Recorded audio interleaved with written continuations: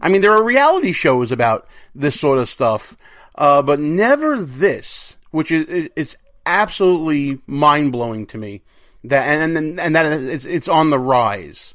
But let's talk about some things that we can do to change the Violence Against Women Act. And again, it's a delicate balancing act, like you said, because you want to make sure that the rights of actually abused people, even, abused immigrants, regardless of status, you want to make sure that people aren't abused. I get that.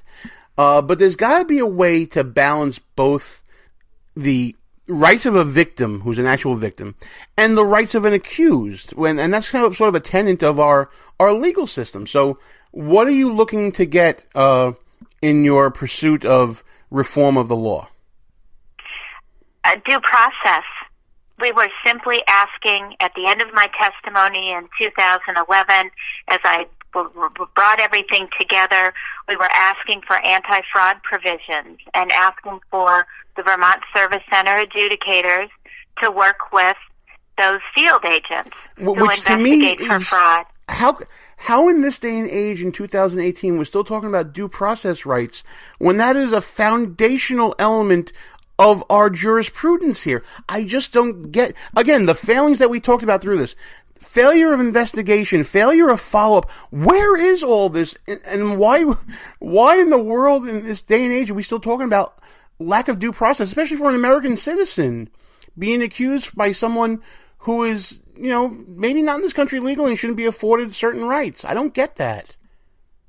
Well, unfortunately, it's a partisan issue, and it's very political, and I think it begs the question of maybe open border ideology now infiltrating the Violence Against Women Act. I'm sorry. This should not be a partisan issue. This should absolutely not be partisan. Due process rights are not exclusively Republican or Democrat. It just shouldn't be. And the fact that you're saying that, it actually offends me as an attorney to hear that.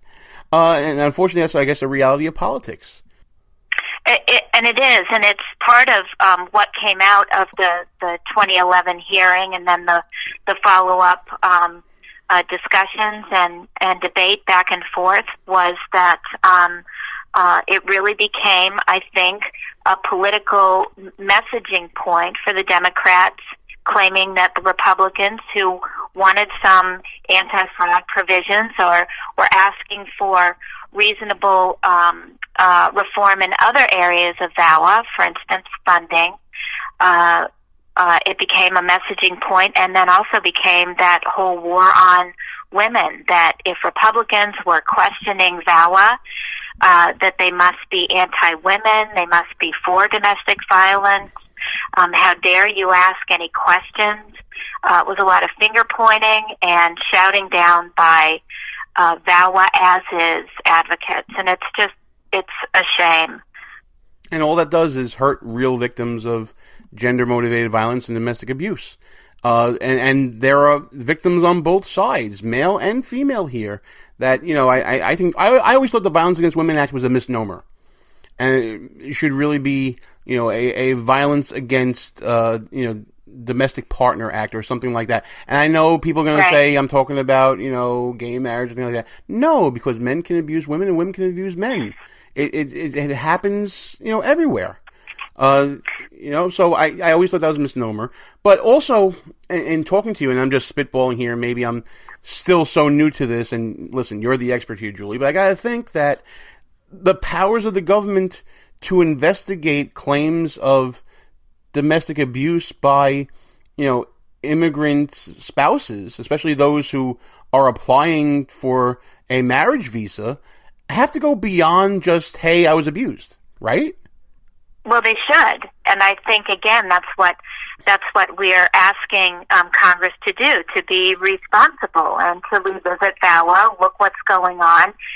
It just seems only natural that those of us who have been victimized by it figured, understandably, that the government would want to know about this so that they could address it, because after it affects immediately the American spouse and children in my case, then it becomes an issue for society overall as a whole. And again, Gene, I figured that my husband was able to game the immigration system, and that the government would be concerned about the integrity of the Violence Against Women Act and our immigration system. But since that time, I watch with horror and surprise how unwilling really many are to take a look at either. And so it begs the question, what is really at play here? What's going on? Absolutely. And if you guys want to know more about what's going on, and we haven't even really talked about, the forces at play in D.C., with regards to, Violence Against Women Act and, the actual resistance to reform. That could be a whole other show, actually. But you should definitely go to endtodv.org. That's endtodv.org. That's the website for the Coalition to End Domestic Violence. And on there, you'll find a whole bunch of points and proposed reforms and a whole lot of great information about this issue in the broader sense. And of course, you heard Julie's story here, and I hope that you are as shocked as I am in hearing this story. There's also a Facebook page, right, Julie, for Domestic Violence Legislation Project that I see you can go to. And why don't you tell everybody else how else they can get involved with this issue if they are so impassioned and so angry as I am right now in hearing your story. How else can people get in touch with you?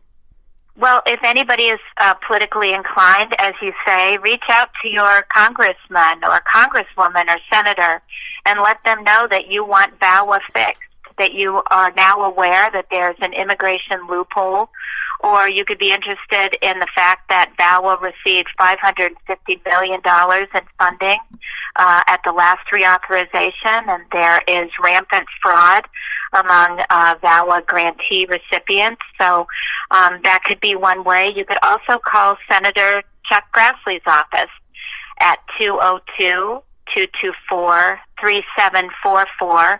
And I mentioned Senator Grassley because he is currently the chairman of the Senate Judiciary Committee, and last time around was an incredible advocate for change. And we hope that Senator Grassley is willing to stand strong again with this reauthorization and discuss those tough issues.